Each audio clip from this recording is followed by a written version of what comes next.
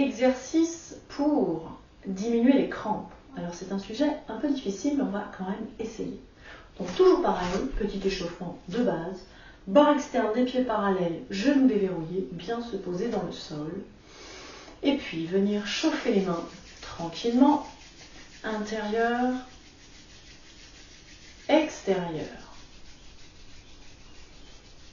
Bien relâcher le ventre, bien être dans vos plantes de pied. Et puis, exercice pour chauffer l'ensemble du corps un peu avant de faire nos exercices spécifiques. Allez, je lève les genoux et je respire bien.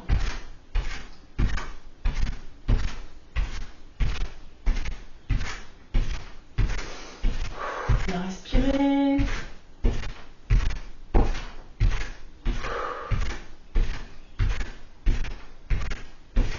Activer le cœur, réchauffer le corps, activer la circulation dans tout le corps. Et puis, s'arrêter et venir s'asseoir, ce qui est pas mal dans ces exercices, on va être assis et ensuite on sera au sol. Ici, prenez une chaise confortable. Je vous laisse le temps de prendre la chaise et on va venir malaxer. Alors, pas tout de suite la zone où on a plus de crampes, qui est plutôt les pieds et les jambes, mais on va venir malaxer la zone des trapèzes. Alors, avec la main, j'attrape, je malaxe. Côté opposé. Alors, souvent, par expérience personnelle, de mon entourage également, quand on ne boit pas assez, on peut avoir des crampes plus facilement. Donc déjà, vous interrogez, est-ce que vous buvez suffisamment dans la journée? Et alors quand on dit boire, c'est pas boire 2 grands verres d'eau d'un coup, mais c'est boire tout au long de la journée. Allez, on malaxe. Le trapèze, puis l'autre. Ici, on a un point majeur du méridien de la vésicule biliaire qui a pour qualité de décontracter les tendons. Quand on a des crampes, c'est rattaché à l'énergie de la vésicule biliaire et du foie. Et en lien avec les tendons. Donc, on va essayer dans ces exercices que je vous propose, quelque chose d'assez général pour ramener de la circulation. Donc idéalement, il faudrait faire plutôt un cours de doin entier, et plusieurs fois, voire un shiatsu, ça marche très bien quand on a des crampes. Faire un shiatsu en général en 1 séance ou 2 séances, on n'en a plus ou on en a beaucoup moins. Ok, donc vous avez malaxé ici les trapèzes des 2 côtés. On va venir frotter le crâne. On frotte le crâne avec les doigts courbés de chaque côté. Méridien vésicule biliaire, en particulier sur les côtés du crâne. Donc je frotte, je me tourne comme ça, les côtés du crâne, puis les 2 gros os, les 2 grosses bosses à l'arrière, l'os de l'occiput, je viens presser, malaxer. Et je viens attraper la trapèze, pas la trapèze, la nuque. Respirez bien. Allez, je malaxe, je veux faire circuler. Donc je viens libérer les tensions, puis avec l'autre main, presser.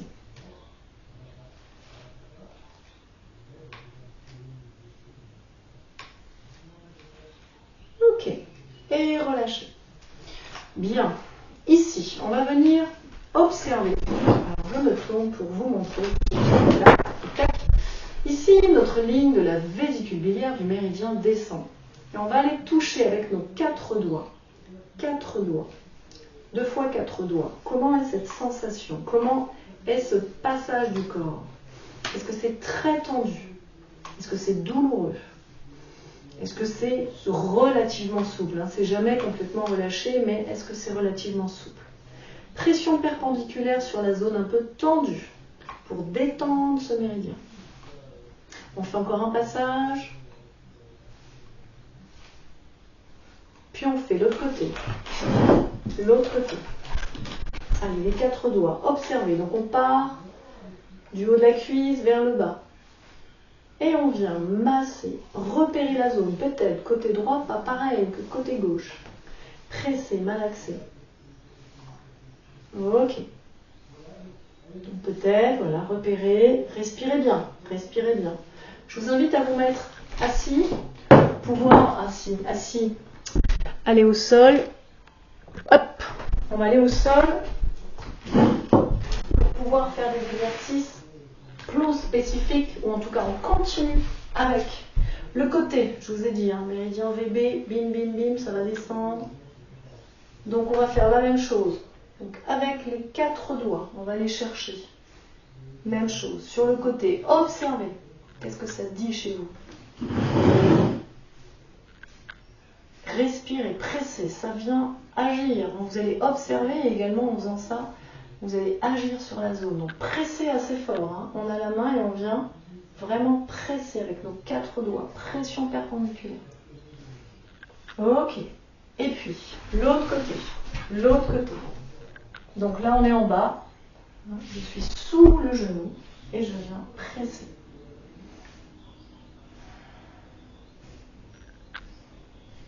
Je fais plusieurs passages. J'observe. Je peux aller faire bouger. J'ai mes doigts et je viens passer dessus. Je monte, je descends, je monte, je descends. Respirez bien. Ça peut être très tendu, ces zones-là. Très, très tendu. Ok. Et puis, autre chose. On va venir sentir à l'intérieur de la cuisse. Même chose. Il peut y avoir des zones très tendues. Passage méridien du foie. Je malaxe. J'essaye de mettre des pressions toujours perpendiculaires. J'observe. Et sur le côté, je vais observer aussi mes mollets. Je vais mettre des pressions. Pouce sur pouce à côté du pouce. Et je viens presser. Toujours pression perpendiculaire quand on vient masser. Alors ça peut être sensible. Si c'est le cas, eh bien allez-y doucement. Faites doucement. Reprenez ça tout seul ou revisionner. Et on fait de l'autre côté. Respirez bien. Très intéressant d'aller travailler toutes ces zones du corps, les jambes. Ok, il y a toujours des tensions. Et puis, le mollet. Pouce sur pouce, allez chercher les zones les plus tendues. Ça peut être très sensible et désagréable, donc vous ajustez la pression. Je me penche, vous voyez, je me penche de manière à mettre moins d'effort dans les bras, mais de laisser le poids du corps se poser sur la zone. Et puis, on va relâcher, on va relâcher, on va relâcher et on va venir tapoter. Avec les poings, on va le faire assis. Donc je viens tapoter là où j'ai pressé. Donc les lignes de couture et intérieure. Et bon, on va remonter tranquille. Intérieur. Ligne de couture, je descends 3 fois. Je monte intérieur, là où j'ai pressé. À nouveau. Intérieur. 3 fois. Pas mal. Et puis, ici pour nos doigts de pied, parce que c'est souvent les doigts de pied qui ont tendance à, le bout des pieds, on dit à se raccornir, comme si les tendons se raccourcissaient. Donc nous, on va venir faire un petit exercice ici. On va venir caler nos doigts de pied dans le sol. Doigts de pied dans le sol. Les mains au sol et on va venir s'appuyer sur les doigts de pied. S'appuyer sur les doigts de pied. On vient étirer nos doigts de pied. Dans un sens, dans l'autre. Non, côté-côté. Et puis, on va venir faire pareil sur les mains. En tout cas là, on a bien la paume de main au sol et je viens m'appuyer avant-arrière. Travailler nos tendons. Bien respirer. Et puis, à nouveau sur les doigts de pied. On fera 3 fois. Doigts de pied, main, 3 fois. Bien respirer. Et à nouveau, vers l'avant. Les bras ne sont pas complètement tendus. Léger pli au niveau des coudes pour que ça puisse circuler.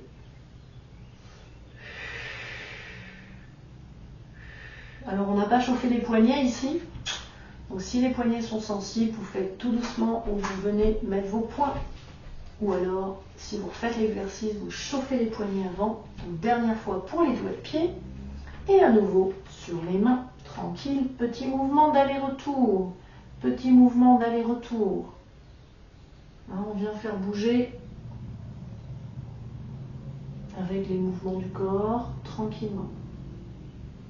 Et puis, si vous pouvez venir vous asseoir en César, une position très intéressante, ou alors sur une chaise, ou alors vous vous remettez debout. Et on va faire un étirement poumon, car on dit que l'énergie du poumon contrôle l'énergie du foie. Allez, ouvrir les mains. Les coudes ne sont pas hyper tendus, légèrement pliés. Je viens poser, porter les coudes vers l'arrière, légèrement lever le menton de manière à avoir la poitrine ouverte. Je lève le menton, inspire, expire 3 fois.